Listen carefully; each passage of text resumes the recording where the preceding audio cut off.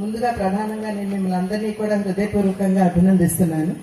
తెల్లవారుజామునే అంతర్జాతీయ యోగా దినోత్సవాన్ని పురస్కరించుకుని మీరందరూ ఇక్కడికి వచ్చి ఆరోగ్యంపై ప్రత్యేకమైనటువంటి శ్రద్ధ సారిస్తూ ఇక్కడికి వచ్చి యోగా చేయడం అనేది ఇది నిజంగా ఈ ఒక్క రోజుతో కాదు, ప్రతిదినం కూడా మనం చేసుకోవాల్సినటువంటి అవసరం ఉన్నది అని మీ అందరికీ కూడా తెలియజేస్తున్నటువంటి విషయం.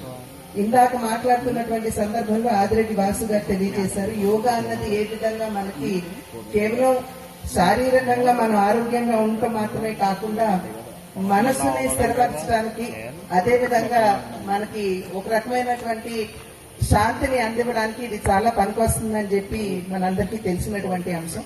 అయితే నిన్న మొన్నటి వరకు కూడా మనం పెద్దగా దీని మీద వారసత్వ సంపద అని ఇందాక చెప్పారు, కానీ అటువంటి మన వారసత్వ సంపద మీద మనం దృష్టి కేంద్రీకరించకుండా ఒకంత కనుమరుగవుతుందేమో అనేటువంటి ఆందోళన చెందుతున్నటువంటి సందర్భంలో నరేంద్ర మోడీ గారు యునైటెడ్ నేషన్స్ లో అంతర్జాతీయ సంస్థ అక్కడ వారు ప్రత్యేకంగా యోగా యొక్క గొప్పదనాన్ని వారు ప్రపంచానికి పరిచయం చేస్తూ ఇవాళ దగ్గర దగ్గర 170 దేశాల్లో యోగాని అక్కడ ఖచ్చితంగా ఈ రోజు అంటే జూన్ 21న ప్రపంచం అంతా కూడా అంతర్జాతీయ యోగా దినంగా ఇవాళ నిర్వహించుకోవడం అనేది ఇది నిజంగా మన సంస్కృతిని, మన సాంప్రదాయాన్ని, మన పరంపరని మనం గౌరవించుకున్నట్లే అని చెప్పి మనం అందరం కూడా గుర్తించాలి.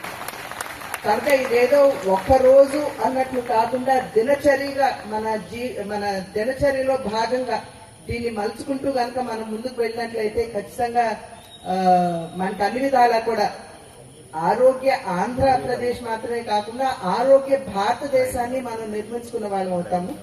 మా తండ్రి గారు నందమూరి తారక రామారావు గారు వారి చివరి రోజు వరకు కూడా వారు యోగా చేసేవారు. ప్రొద్దున్నే వారు 2:30కి లేచి వారు బ్రహ్మ ముహూర్తం అనేది ఏదైతే ఉందో దానికి అత్యంత ప్రాధాన్యతనిస్తూ వారు ఆ సమయంలో వారు యోగా చేసేవారు. అయితే అప్పట్లో చిన్నపిల్లలుగా ఉన్నటువంటి మేము అంతగా గుర్తించకపోయినా ఆ తర్వాత అసలు ఎందుకు ఏమిటి అనేది ఆ తర్వాత మా అందరికీ కూడా అర్థమైనటువంటి విషయం. కనుక ఇవాళ దేశమంతా కూడా విశ్లేషిస్తూ యోగా యొక్క గొప్పదనాన్ని, ప్రాధాన్యతని మనందరికీ తెలియజేస్తున్నటువంటి సందర్భంలో దాన్ని అందిపుచ్చుకుంటూ ఇందాక చెప్పినట్టుగా చిన్నపిల్లలు కూడా వచ్చారు.